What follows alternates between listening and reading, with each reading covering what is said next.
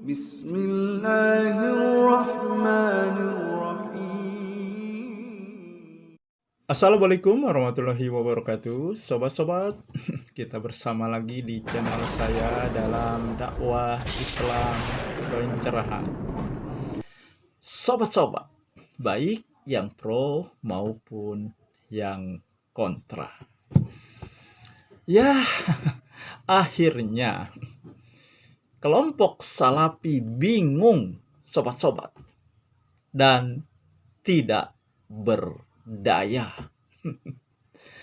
Ya, ketika saya cecar mereka, ya, untuk menghadirkan dalil bahwa maulid itu ibadah, sampai detik ini mereka tidak mampu menghadirkan dalil tersebut. Kemudian mereka bergeser ya dengan argumentasi bahwa maulid tradisi Syiah. Dan itu pun tidak bisa memposisikan ya maulid menjadi bid'ah, sobat-sobat. Ya.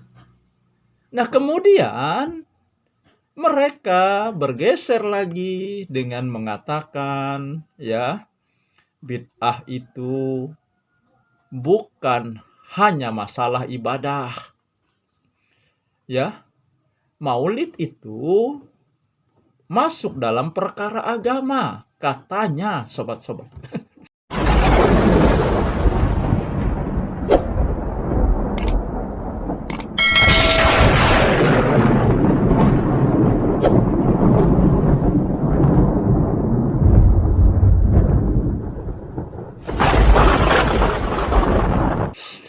Dan bukankah perkara agama itu masih umum?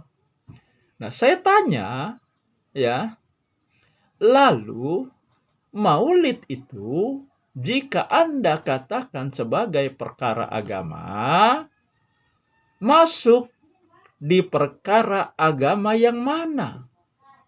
Masuk dalam akidahkah atau masuk dalam ibadahkah? Dan mereka bingung, sobat-sobat. Mereka tidak bisa menjawab. Ya. Nah, sobat-sobat, artinya ya mereka belum bisa memposisikan maulid ini ibadah atau akidah di dalam yang mereka katakan sebagai perkara agama. Jadi, kalau posisinya saja belum jelas, bagaimana mungkin maulid ini menjadi bid'ah? Karena harus diposisikan dulu maulid ini masuk perkara agama, dan perkara agamanya itu di bagian yang mana? Bagian akidah atau bagian ibadah? Nah, sekali lagi saya katakan, mereka bingung. Mereka tidak mampu menjawabnya. Artinya, sobat-sobat, jika ya posisi maulid ini tidak bisa dimasukkan ke dalam perkara agama, ya, khususnya lagi di dalam bagian akidah atau ibadah, maka ya tidak bisa maulid ini ditetapkan sebagai bid'ah. Nah, jadi karena tidak bisa dimasukkan ke dalam perkara agama, khususnya dalam bagian akidah dan ibadah, maka maulid ini mubah, sobat-sobat. Boleh-boleh saja. Kemudian mereka mengemukakan beberapa ulama, Ibnu Rajab, Ibnu Taimiyah, ya. Nah, ditambah lagi mereka mengatakan juga Ustadz Piranda, Ustadz Sapik, Rija Basalama, ya. Nah, saya katakan yang kita perlukan adalah dalil, bukan pendapat. Karena pendapat itu bisa berbeda-beda. Ya. Nah, apalagi pendapat yang kelasnya di bawah Nabi, di bawah sahabat, di bawah tabi'in, di bawah tabi'ut tabi'in. Tentu saja yang kita butuhkan dalam hal ini untuk membid'ahkan maulid adalah dalil. Karena pendapat bisa berbeda-beda. Pendapat bisa berubah-ubah. Tetapi dalil bersifat tetap, tidak berubah-ubah. Ya, sobat-sobat, sebenarnya ya terus terang saya bersimpati dengan dakwah yang dilakukan oleh kelompok Salafi. Dan juga banyak kesamaan antara dakwah Salafi dengan Muhammadiyah.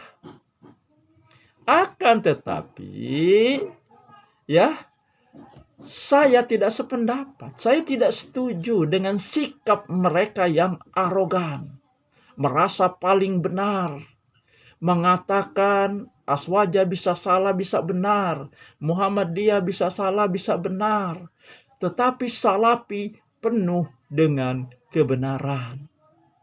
Nah, ya, ini kan pernyataan arogan, pernyataan sombong. Karena, ya, siapapun dia, setinggi apapun ilmunya, selama dia manusia, punya potensi berbuat salah, punya potensi lupa, punya potensi hilaf. Ya, berulang kali saya katakan, Nabi juga pernah berbuat salah. Ya, apatah lagi mereka yang kelasnya di bawah Nabi.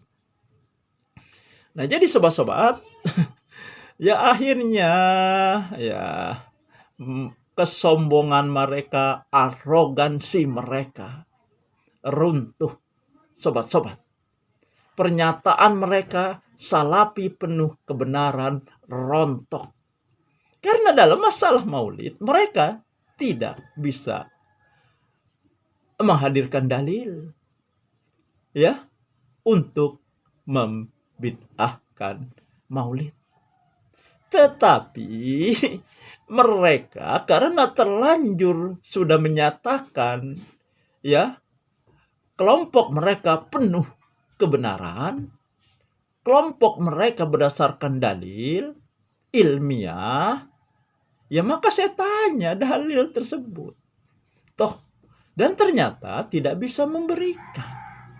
Ya, tapi karena terlanjur, ya pernyataan tersebut, ya akhirnya mereka ngeyel, mereka keras kepala, ya, tidak mau mengakui bahwa mereka sudah melakukan kesalahan. Ya, mereka tidak di gentleman. Malah mengatakan saya berdusta. Padahal saya meluruskan dan mengoreksi pemahaman mereka. Apakah meluruskan dan mengoreksi itu berdusta? Ya, tidak. Justru inilah yang harus kita lakukan sebagai sesama muslim. Ya, tawassaw bil haq wa tawassaw bis sabr. Ingat mengingatkan dalam kebenaran dan dalam kesabaran. Nah, itu saja sobat-sobat yang ingin saya sampaikan. Semoga ini menginspirasi dan mencerahkan. Nasrum minallahi wa fathun qarib. Wassalamualaikum warahmatullahi wabarakatuh.